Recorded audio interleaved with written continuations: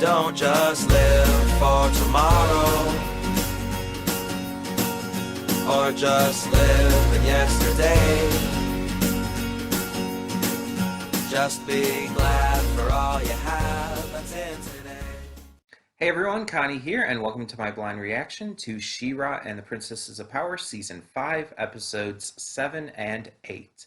So we are back on track with She-Ra, after having gotten behind and last week having to do a bunch of episodes. Too many episodes. We're back on track and we're doing 2 a week again. Once again, until the final week, when we have to do 3 episodes to end off the season and the series, so we can get back into Ruby on time. But for now, 2 a week. So, yeah, last we left off, Glimmer has been rescued, Catra has been rescued. Catra has turned to the side of good. She's had the device in the back of her neck that was tracking her removed. Wrong Hordak is there for some reason. I don't know why, but he's there.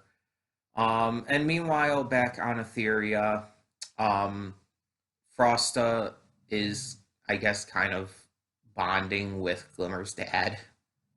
Because, sure, why not? So there's a little bit of that as well. But yeah, so we're really kind of drawing it out before the final confrontation with Horde Prime. I don't know what's going to happen next, because I really feel like they were kind of building into that already, and I don't know what else they can do.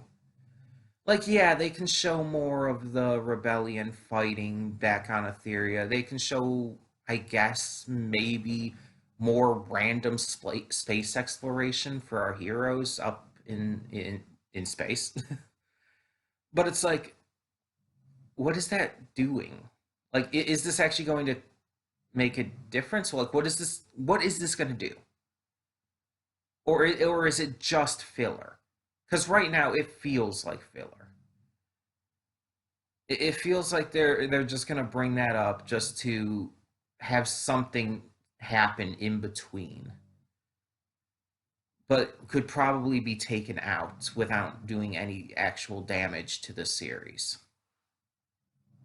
And it's like, I kind of almost feel like I don't care. And it's really sad because I love this series so much, but it's like I want them to, I don't know. It's not that I want them to rush it and just get to the final battle like right away. It's more so that I feel they should have by now. I feel like this final battle could have been like this full scale like war battle. Like this, it could have gone out for an entire half of a season. And honestly, I feel like it should have started by like episode 6 or at least 7 or maybe 7. But it's not starting this episode. We know that. We could tell that.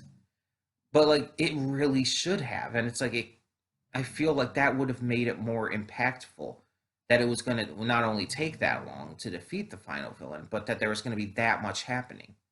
If it's only down to like 2 or 3 episodes, it's not going to feel as big. It's not going to make Horde Prime feel as dangerous as it should. Because it's like, at that point, it's just like, oh, it's just another big enemy to take down. It's no different than any other.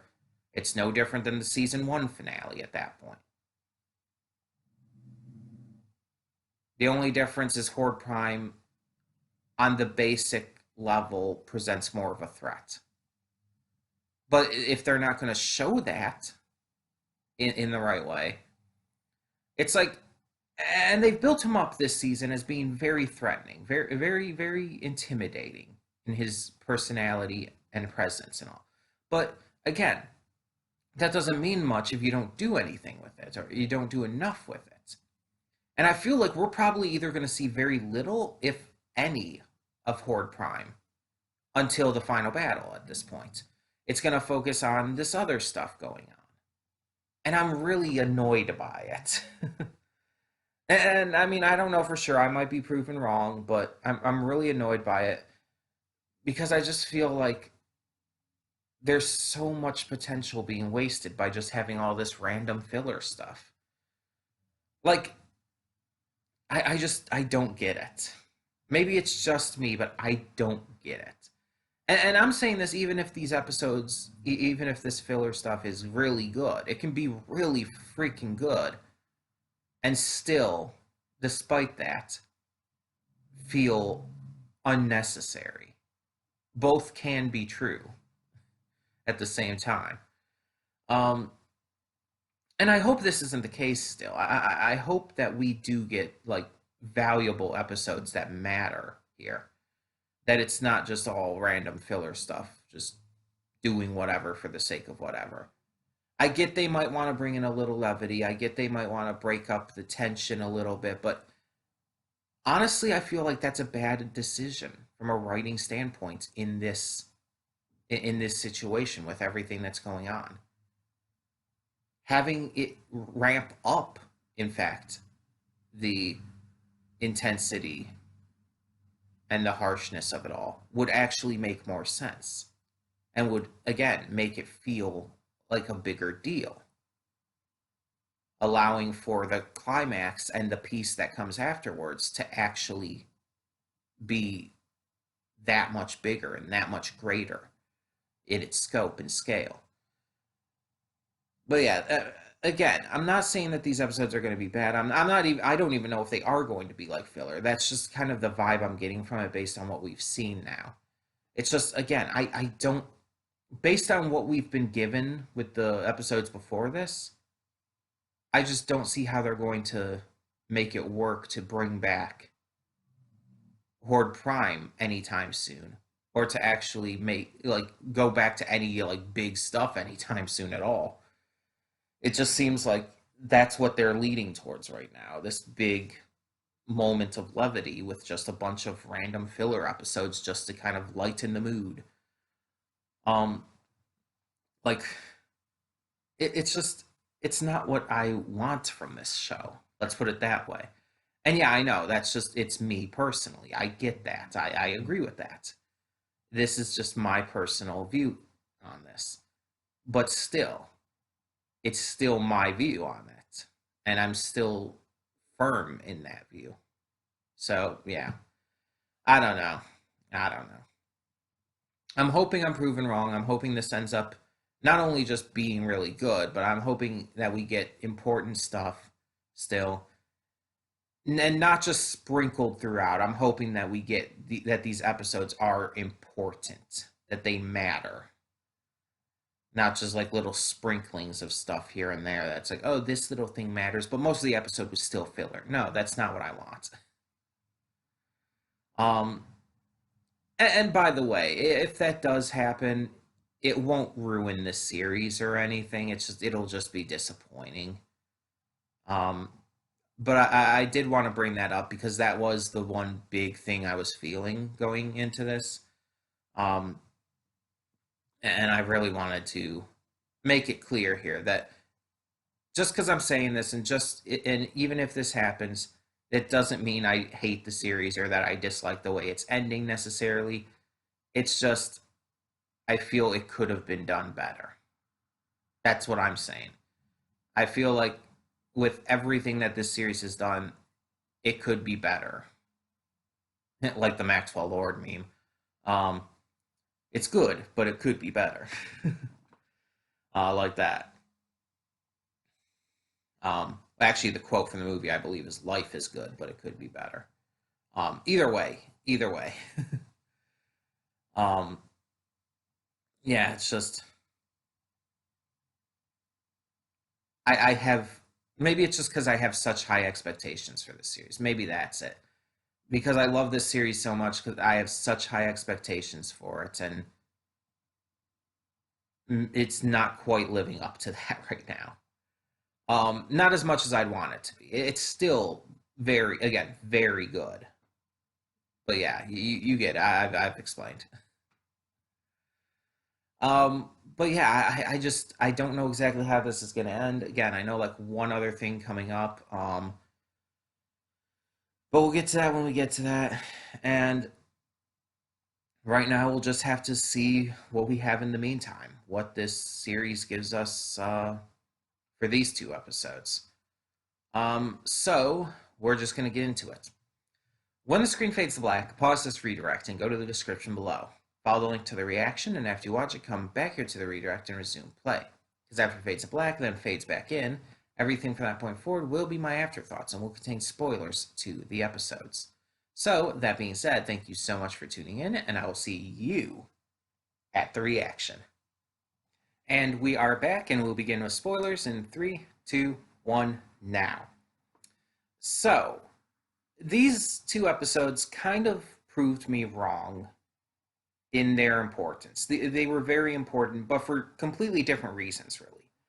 Um, let's start with the first one.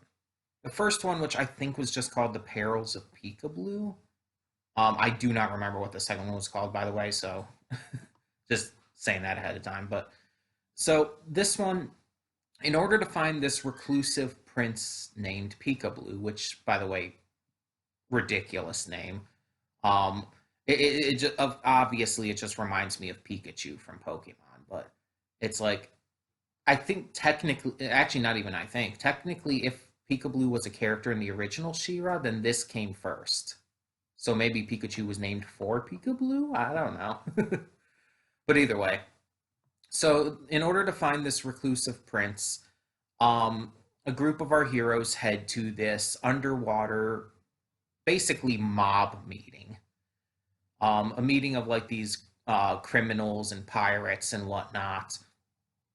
Um, and in order to kind of blend in, they take these disguises with these fake names and identities and all, which never really come up much. Like they pretend to be these characters slightly, but the actual identities never really make a difference. It's not important to anything. Um, but yeah, we see Seahawk, Mermista, Perfuma, and Scorpia take on this mission, and it doesn't really go according to plan right from the start.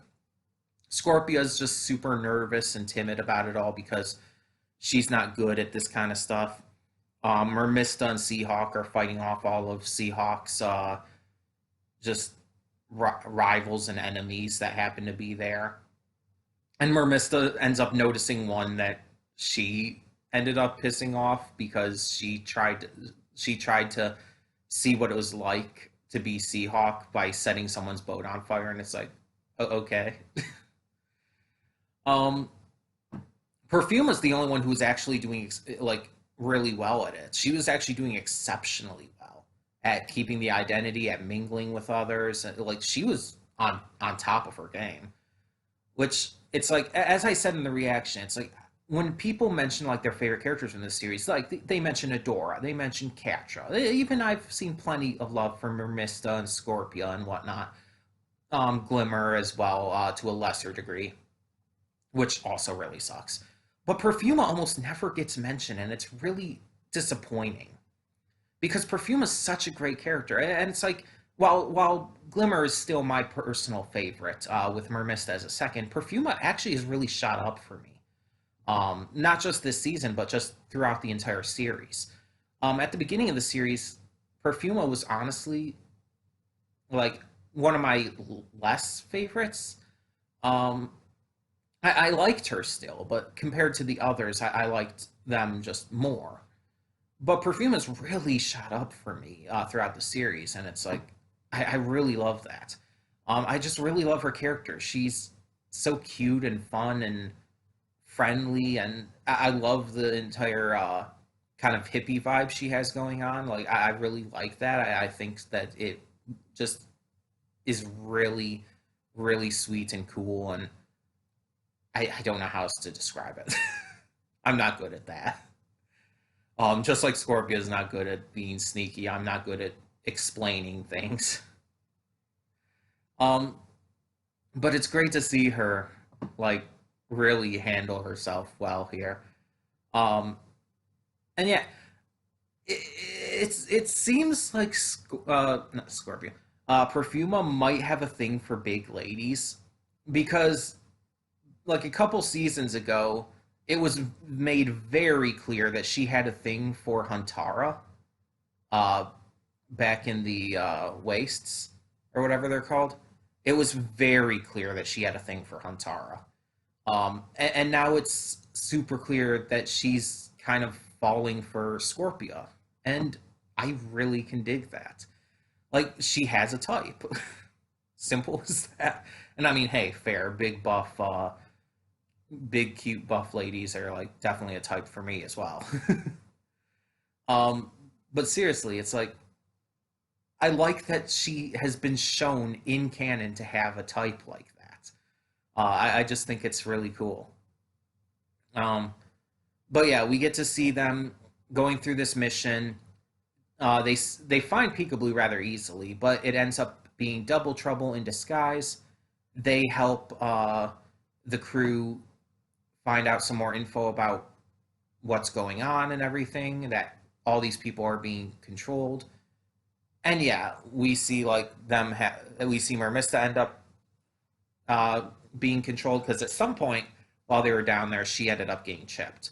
We don't know when but it did happen, which really sucks because it's like, again, Mermist is my second favorite character, and it's actually close. It's really close with her and Glimmer. Um, so it's like I really love Mermista. So it's like, it really sucks. It feels really sad to see her get chipped like that. Um, but meanwhile, we also see elsewhere that Natasha's having to deal with Spinnerella being chipped as well. We see Micah's been chipped. It's like just everything's kind of going wrong. And yeah, just it's not good. Where and this episode was important. This first episode here, episode 7, because it shows that everyone is getting controlled. Well, mostly everyone. That so many of our heroes are being taken over, and that Etheria is not as safe a place anymore. Um, and I appreciate that. I think that's actually important because it raises the stakes. That is actually something that raises the stakes and makes a difference for when the final battle does come. I will admit that. And then the second episode here was also important, but for a completely different reason. This one was important because it gave our villain a weakness. Because Horde Prime up to this point had been pretty much untouchable. He'd been the kind of villain who, you typically like to see. Like, really powerful to the point where he's such an insurmountable threat that it makes you wonder if our heroes can even beat him. And actually makes you doubt it. That, in my eyes, is a good villain. But every villain does need at least one weakness, and we find out that Horde Prime's weakness, through this second episode, episode 8 here, is magic. And that the only time he's ever run away from a planet was this planet, that because of its uncontrolled,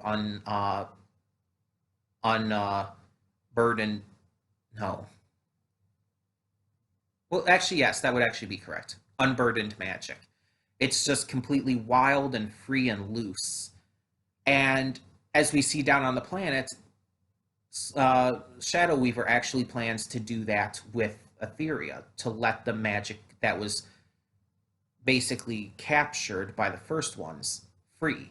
She wants to set it free, which will allow the battle against Horde Prime to flourish in their favor.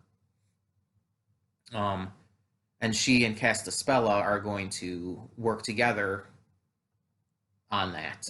Even though for Castaspella, it's very much not pleasurable in that way. It's like she just does not like the idea of working with her, which, again, she's more than proven herself by this point. People have just continued to not trust her well after the point where she's proven herself a good guy. And it's like, it's annoying. It's really fucking annoying. Because it's like, I get it, but at the same time, no. It's like, it's not right to treat her like this anymore. Not when she's proven herself this much. Um, but yeah, yeah. Either way, so upon reaching the planet that they find out about because of wrong Hordak accidentally letting it loose, um, they end up finding this maze of tunnels that is really hard to get through and proves to actually be kind of confusing, kind of unnatural almost in the way they're set up and the way certain things just appear. They end up managing to find a magical creature there, a being of this planet. I forgot its name already, but at first they attack it. Catra attacks it, and it just teleports them away. They almost have a fight, but Catra manages to tame it, and they find out the truth. That's yeah, the first ones came to the planet first and kind of fucked everything up. And then Horde Prime came and tried to fuck things up even worse. But he actually ended up having to retreat because the magic there was too untamed and uncontrolled for him, that he did not know how to combat it. So that's fun. That's big information. And all of this in the meantime, since Wrong Hordak found out, he kind of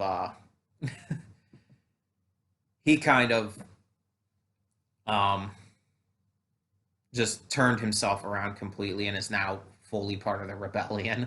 He's not like going on about Horde Prime being like all powerful anymore. Um, but yeah, and then they basically get back to Etheria by using the magic of this creature who has now joined them to cloak themselves and make it through the ships that are defending the planet, or defending the planet, you know what I mean, that are barricading the planet from entry and stuff. So yeah, that's really interesting in and of itself. But luckily, our heroes know that shit has gone down on Etheria, so that they're aware and can figure things out. Um, the episodes also did well to show Catra her redeemed self and show her actually starting to get along with them and work with them and everything. You could tell like she's fully on their side now.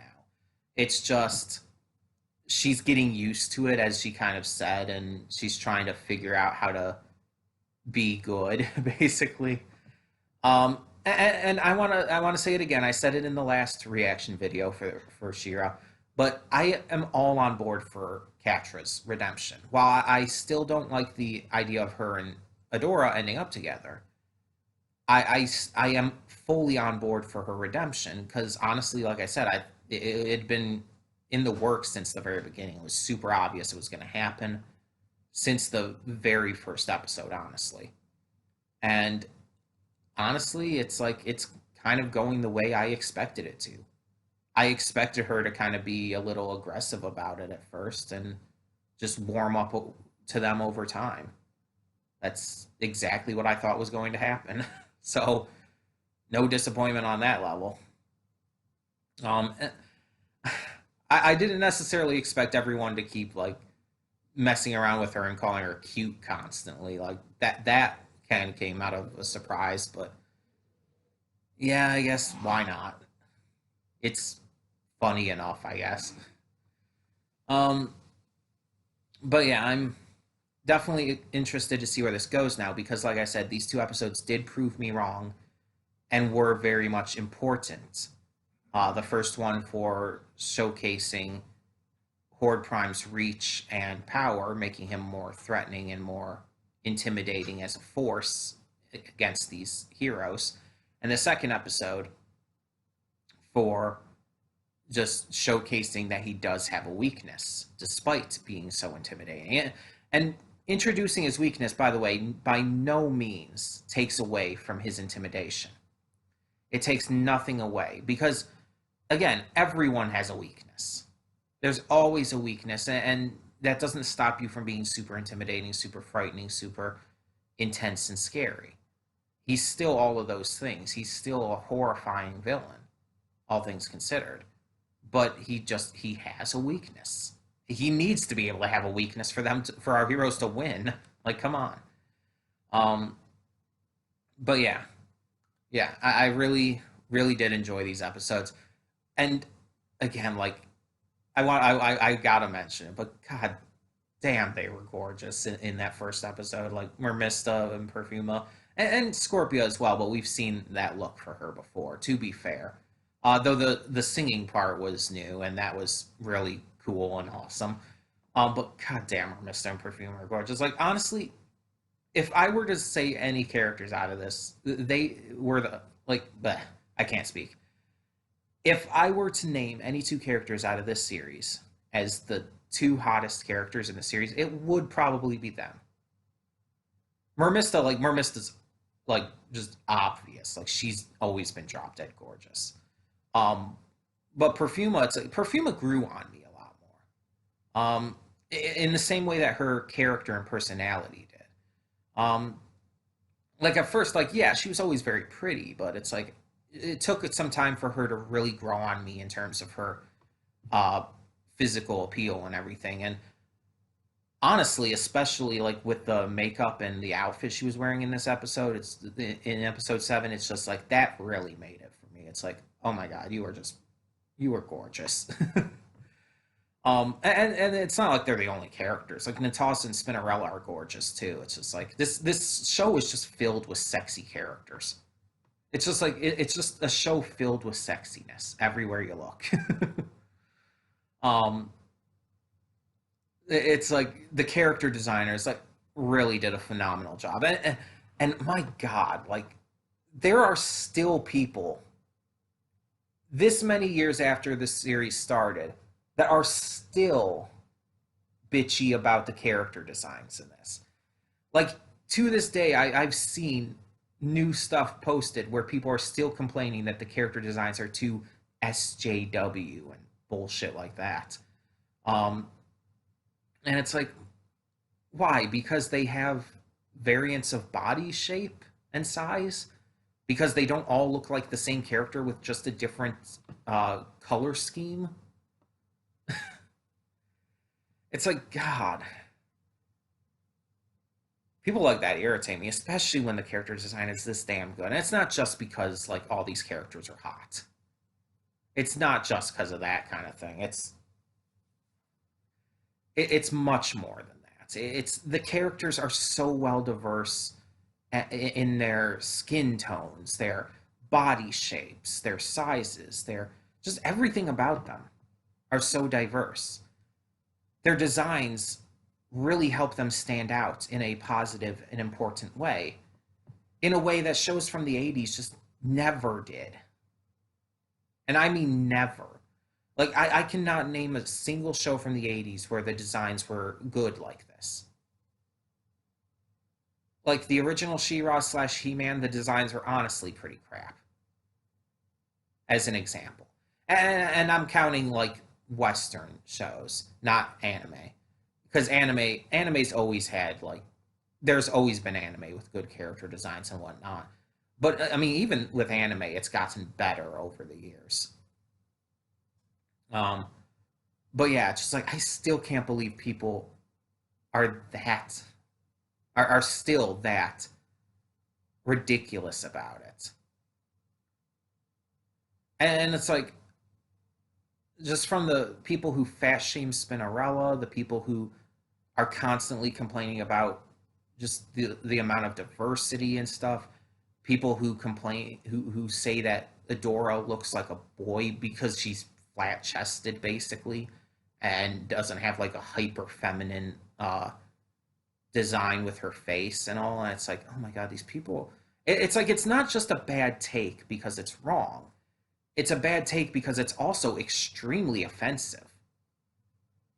Like a lot of these people who are so against the designs, character designs in this show, there's sexism, racism, um like fat shaming up the wazoo, and it's just like, my God, you people suck. It's like, just my God.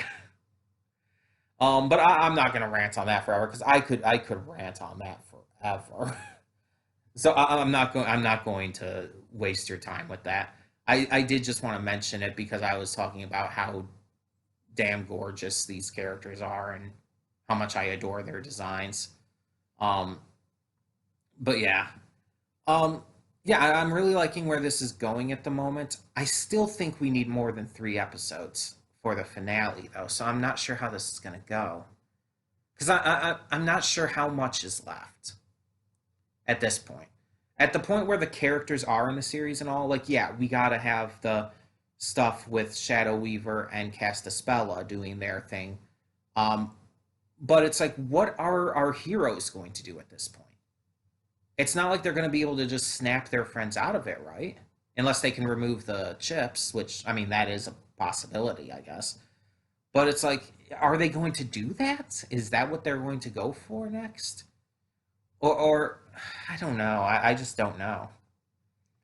I just don't see there being, just like last time, I don't see there being a lot left. I don't see much of what else they can do before the final confrontation and final battle. And again, that should be based on what we've gotten in this series. The final battle should be very climactic. It should be very intense. A lot of fighting going on all sides, and it should just be extremely big, like large scale. So it's like I just don't see what else they can do before that. I don't know. I guess we'll find out. But it's like, goddamn, I'm gonna try and find fan art of Mermista in that outfit, Perfuma too, if I can, because like fuck, it's just really damn gorgeous, really hot. Um, Clearly I have a thing for that for hot girls in fancy outfits. uh, I mean, hey, I mean, I won't deny it. I won't. I will not deny when when I find characters attractive.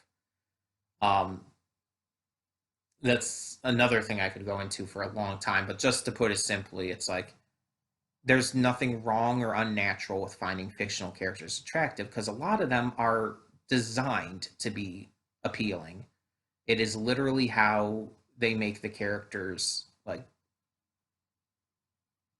fun to watch, basically.